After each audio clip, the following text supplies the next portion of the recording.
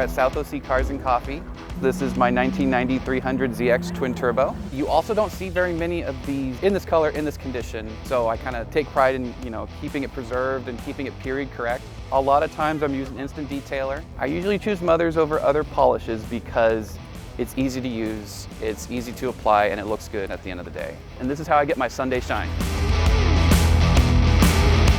I drive a 1970 GMC Jimmy. I really like the original paint. I'll never paint it. That's why I like using Mothers. Keeps that original paint looking good. Just a good product, been around forever.